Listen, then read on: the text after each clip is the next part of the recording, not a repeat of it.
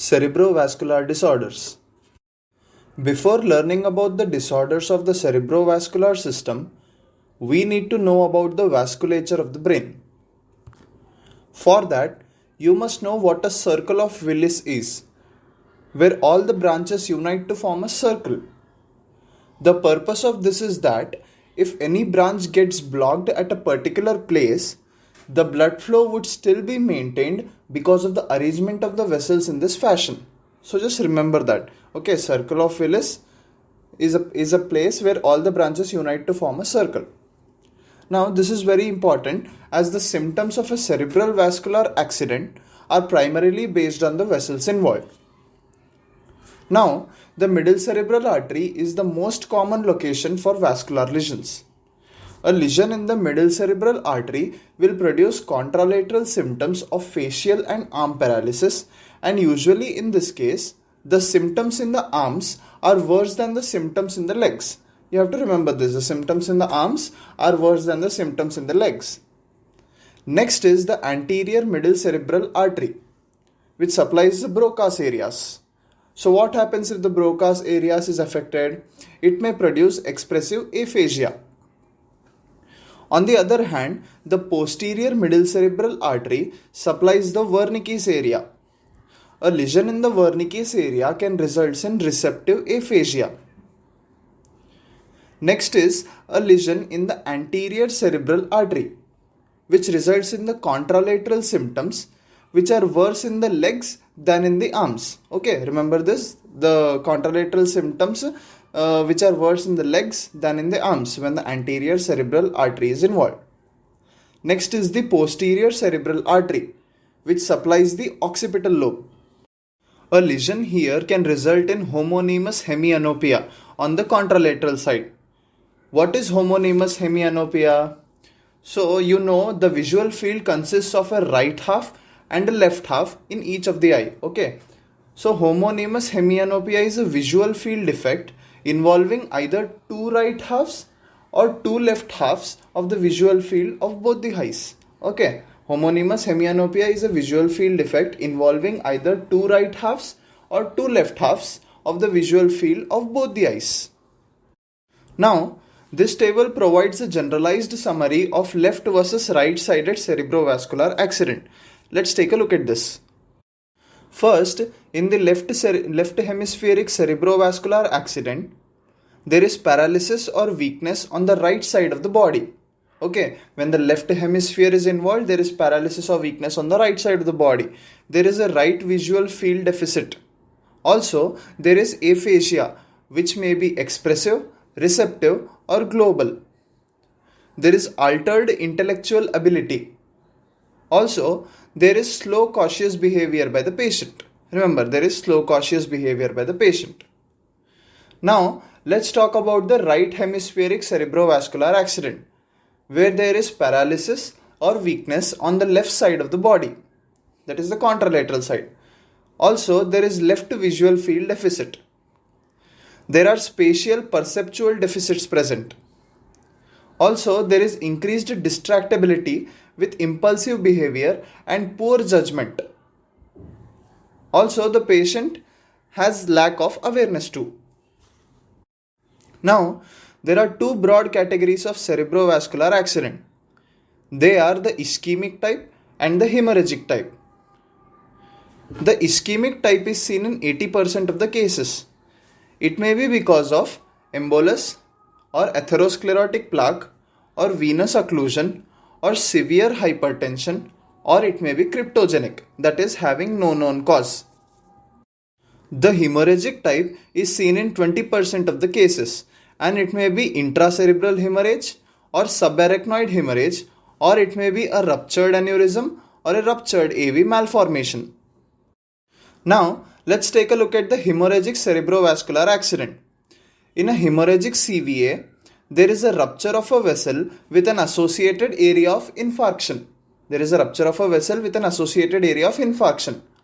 This produces pressure on a nearby cranial nerve or a tissue. In addition to that, exposure to blood results in disruption in metabolism, Exposure to blood results in disruption of the metabolism and causes vasospasm. This results in increased intracranial pressure. This means whenever there is exposure to blood, this results in disruption in metabolism and causes vasospasm. Because of the vasospasm, there is increase in the intracranial pressure. Okay.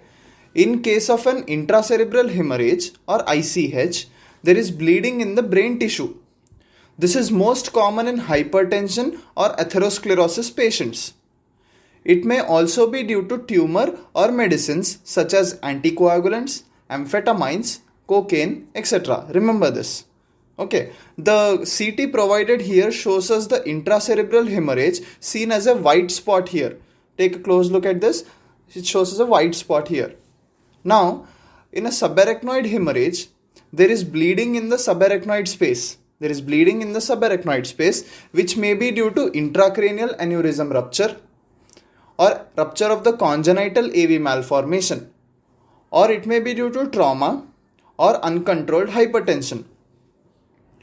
The most common complaint of these patients is having the worst headache of their life. In the CT shown here of the subarachnoid hemorrhage, there is a characteristic crab sign which is seen as the hemorrhage is spread in the subarachnoid space in that fashion. When the hemorrhage is spread in the subarachnoid space, it looks like a crab. So that's why it has a characteristic crab sign seen in the CT scan. So how can we differentiate hemorrhagic CVA from ischemic CVA? There are some manifestations which are more suggestive of hemorrhagic CVA. They are: first is the severe headache. It may be sudden, where the patient complains of having the worst headache of their life. Next, there may be vomiting. An early sudden change in the level of consciousness is seen in the patient, and also focal seizures are seen. Finally, there will be signs of meningismus, such as nuchal rigidity. What does meningismus mean? Meningismus means meningeal irritation. And nuchal rigidity means neck stiffness. So there will be signs of meningismus such as nuchal rigidity. Now let's discuss some of the complications of hemorrhagic CVAs and how to manage them. First is the cerebral hypoxia and decreased blood flow. This can be managed by giving oxygen, titrating to an oxygen saturation level of more than 94%. Also, we have to maintain the hemoglobin level to more than 7 and hematocrit value of more than 21. We have to hydrate the patient with IV fluids. Also, avoid extreme hypertension or extreme hypotension and take seizure precautions. Next complication is vasospasm, which occurs 7 to 10 days after hemorrhage. It is manifested by worsening headache, decrease in the level of consciousness. In this case, we can clip the aneurysm or remove blood. Okay, there is an image of the clipping of aneurysm which has ruptured. You can see that. We can also use calcium channel blockers like nimodipine to decrease the vasospasm. Calcium channel blockers like nimodipine can be used to decrease the vasospasm. For increased intracranial pressure, conduct a neurological assessment every 2 hours. The patient needs ventricular cat drainage. Provide that. Mannitol may be administered to the patient. Elevate the head of the bed to promote venous drainage. Sedation has to be done. Also, we have to control hyperventilation and administer hypertonic saline to the patient. Another complication is hypertension, for which the patient will need antihypertensive therapy. Hemodynamic monitoring is also required, and stool softeners may be required to decrease the straining of the patient, which worsens the hypertension. Okay, for hypertension, antihypertensive therapy is required for sure. Then hemodynamic monitoring is also required, and stool softeners may be required to decrease the straining of the patient, which worsens the hypertension. Next is the ischemic CVA. In the ischemic CVA, the blood flow is obstructed by atheroma or thrombus or embolus or vasoconstriction, which can occur with amphetamine use or cocaine use. Okay, the ischemic cascade begins when cerebral blood flow is decreased to less than 25 ml per 100 gram of blood per minute. Remember this, the ischemic cascade begins when the cerebral blood flow is decreased to less than 25 ml per 100 gram of blood per minute. This means that ischemia can occur if the cerebral blood flow is less than this particular value given. An important concept here is identifying the penumbra region, which is the zone just outside the ischemic zone, which is not yet affected. The key to save penumbra from ischemic cascade is quite efficient, and it has to be done. Now, at this point, after ruling out the hemorrhagic CVA, thrombolytic therapy is considered. Recombinant tissue plasminogen activase or TPA should be administered within 3 to 4.5 hours from the CVA onset. To the patients who are not the candidates for TPA, aspirin 325 mg is given daily. It should be given in 24 to 48 hours of ischemic CVA and it should not be delayed. Also, additional anticoagulant therapy is also implemented. Here, subcutaneous heparin or enoxaparin is given. Subcutaneous heparin or enoxaparin is given. Now, investigations. Investigation is done by CT scan, where there is no change until 24 hours. The CT scan on the left was performed at 4 hours after the stroke, and the CT scan on the right was performed at 32 hours. You can see that there is expansion of the hypodense area over the tissues, which is indicated by the arrow marks over there. There is expansion of the hypodense area. Next, an echocardiogram is considered to be helpful to rule out endocarditis with associated vegetations. The vegetations on the valve may get dislodged and travel to the circle of Willis, which may cause ischemia. So we have to check if the patient has endocarditis with vegetation or not.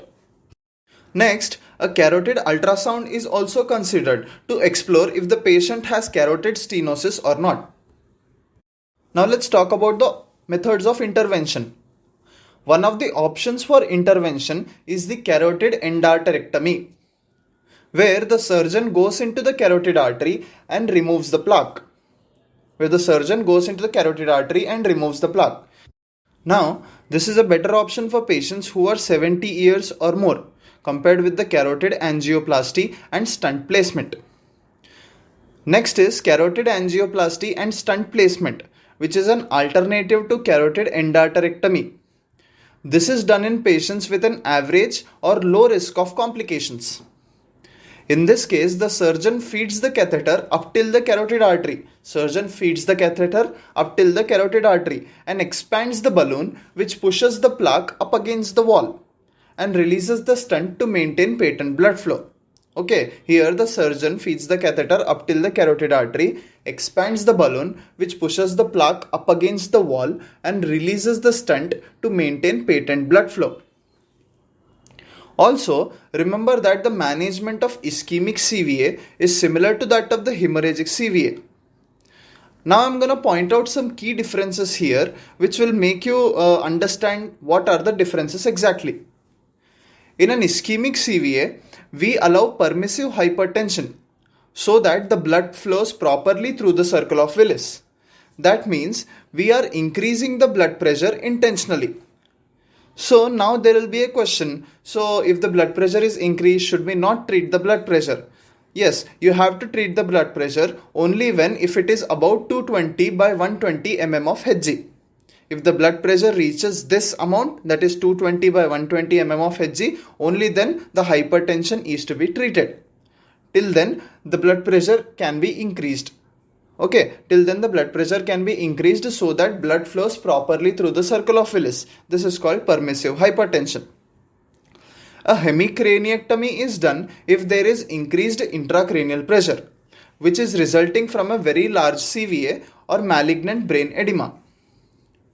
Also, an antipyretic is given if the temperature goes to more than 38 degrees Celsius.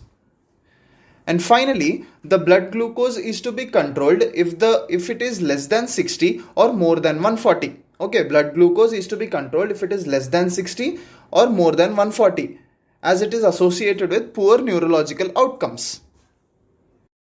Finally, we are going to discuss about transient ischemic attack or TIA, which is also called as mini stroke. It often precedes 15% of the CVAs and serves as a warning sign for the upcoming CVA. The symptoms in TIA last for less than 24 hours, and the imaging reveals no evidence of ischemia, as the transient ischemic attack lasts for short period of time. There is no ischemia seen in the imaging. Thank you.